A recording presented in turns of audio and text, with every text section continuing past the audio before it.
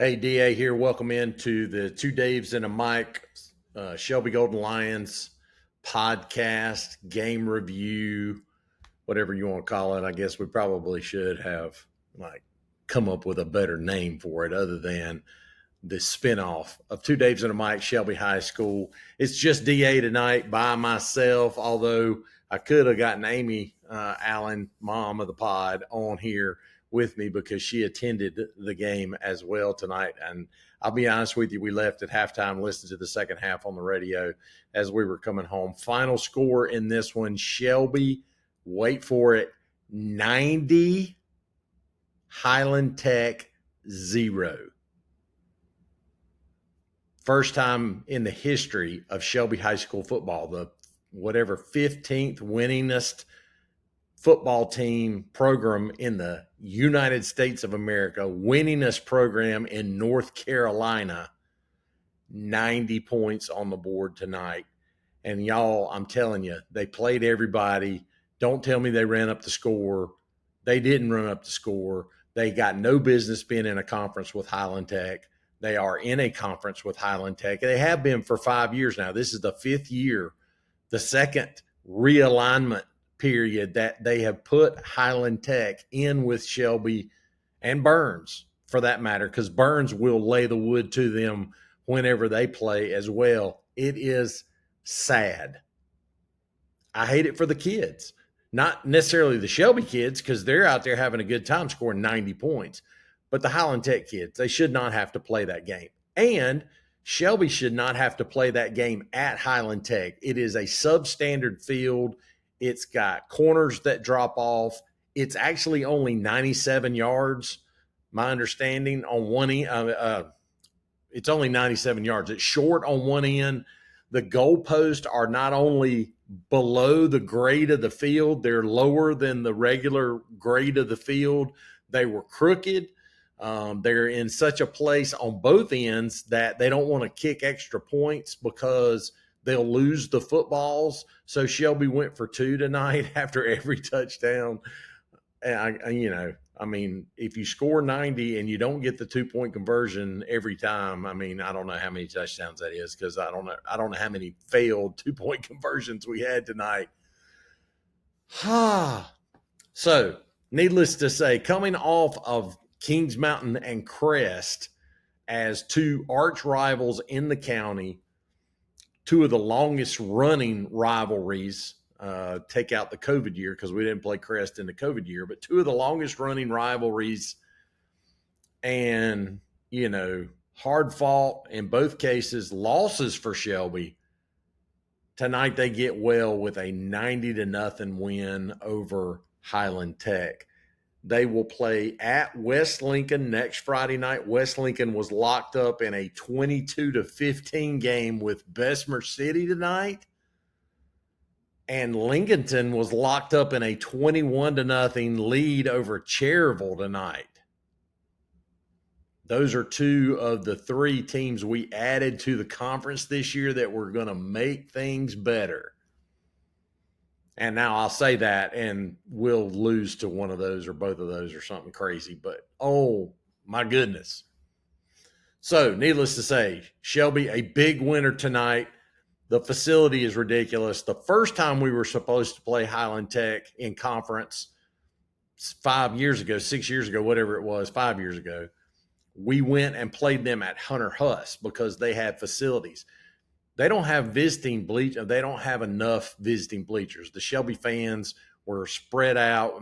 Amy and I were sitting in bag chairs down at about the 25-yard line.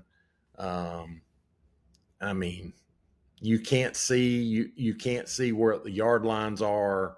They don't have down and distance on the scoreboard.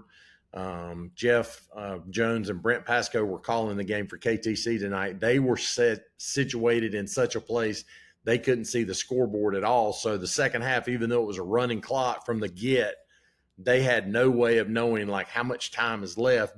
Big Greg Jones, the Shelby manager, has been forever, was actually able to step out far enough away from where they were broadcasting the radio and was able to tell them like how much time was left. So because they had no idea. Shelby got the ball back actually with a 90-0 lead with like 5 minutes to still play, to 5 minutes plus still in the ball game, and essentially took a knee and ran the clock out for the last 5 minutes. Highland doesn't have a JV team, so Shelby was able to get a game with AC Reynolds last night, which AC Reynolds has been a non-conference opponent for Shelby for all these years that we've needed more than 2 non-conference games. So that was really good that AC was able to play us in JV last night. Otherwise, we would have lost another week for JV, because generally speaking, some of these teams that we've had in the conference, Cherryville finally had a JV team last year, but prior to that, they had not had one. Bessemer had not had one. Highland had not had one. Thomas Jefferson had not had one. So Shelby was going 4 weeks out of every season, either trying to play somebody twice like Burns or East Gaston, or not playing anybody at all. And that's very difficult to have that continuity and build and get better and all that kind of stuff when you're not able to play. All the running backs had big games tonight. Land Farmer had a good game at quarterback. Kendrick Raper came in, had a good game at quarterback. I don't have the stats. Jim Sherman will have those later. And bless Jim's heart, Jim and Bob, I don't know where they were located to be able to see, because their press box is tiny. I mean, my greenhouse in the backyard that I built last spring is bigger than their press box.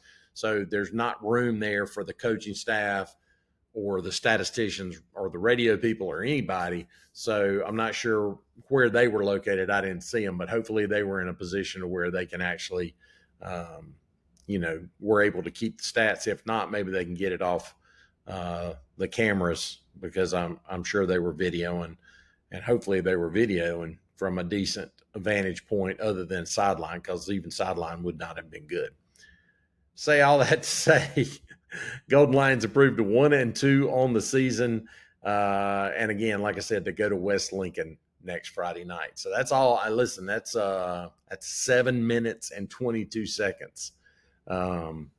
Michael would be pleased in the fact that the band was clearly able to play tonight without fear of anybody overstepping on top of them. The PA guy from Highland Tech tonight, you had to love him. He would go nuts if Highland Tech made a tackle. I mean, like on one punt play, it was a pretty decent punt. Our kid basically didn't make a fair catch because he was going to try to make something happen and run a touchdown, I'm sure. Instead, he got tackled pretty much as soon as he caught the ball, and I thought the PA guy was going to lose his mind because the kid made a good tackle on a punt. And, but when you're getting beat 90-0, I guess you got to make what you can make. So anyway, now I'm at 8 minutes and I'm going to be quiet. Again, Shelby High School tonight, 90, first time ever, over Highland Tech, 0. Be back with us Tuesday. Well, we'll be back Tuesday night with our 2 Daves and a Mike. D-Ray's going to be in Utah on a trip. So it's going to be me, Mike, and our boy Noah Thompson joining us. We can't wait for that. We got a new segment we're going to try out on Tuesday night as well. And then, of course, be with us next Friday night as we will break down the Shelby at West Lincoln Rebels game. And, buddy, it's been a while since we've played at West Lincoln. That one can be interesting. So we'll keep you posted on all the good things. So, again, for 2 Daves and a Mike, Shelby Golden Lions podcast, breakout, spinoff, whatever you want to call it.